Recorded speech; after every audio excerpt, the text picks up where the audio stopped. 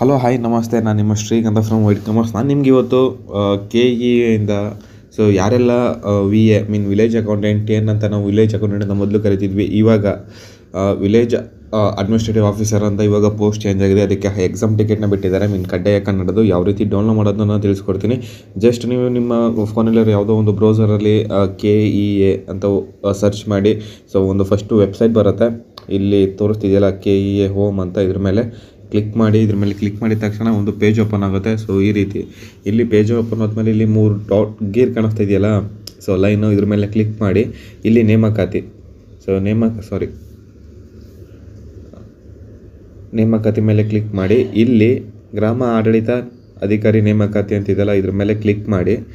ಇದ್ರ ಮೇಲೆ ಕ್ಲಿಕ್ ಮಾಡಿದ ತಕ್ಷಣ ನಿಮ್ಗೆ ಈ ರೀತಿ ಒಂದು ಪೇಜ್ ಓಪನ್ ಆಗುತ್ತೆ.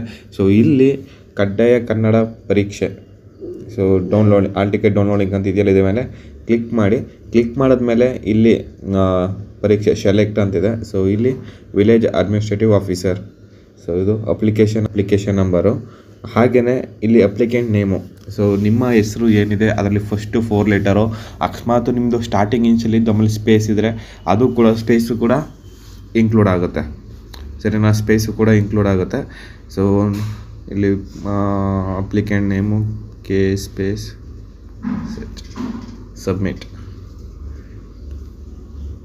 ಸಬ್ಮಿಟ್ ಆದಮೇಲೆ ಈ ರೀತಿ ನಿಮ್ಮ ಒಂದು ಆಲ್ ಟಿಕೆಟ್ ಡೌನ್ಲೋಡ್ ಆಗುತ್ತೆ. ನಿಮ್ಮದು ಪರೀಕ್ಷಾ ಕೇಂದ್ರ ಮತ್ತು ವಿಳಾಸ ಎಲ್ಲಿದೆ ಅಂತ ಅಲ್ಲಿ ನೀವು ನೋಡ್ಕೊಳ್ಬೋದು. ಸರಿನಾ, ಹಾಗೆಯೇ ಒಂದಷ್ಟು ಇನ್ಸ್ಟ್ರಕ್ಷನ್ಗಳನ್ನ ಕೊಟ್ಟಿದ್ದಾರೆ. ಮಿಸ್ ಮಾಡಿದ ಇನ್ಸ್ಟ್ರಕ್ಷನ್ನ ಓದ್ಕೊಂಡು ಆಮೇಲೆ ನೀವು ಅಲ್ಲಿಗೆ ಹೋಗಬೇಕು.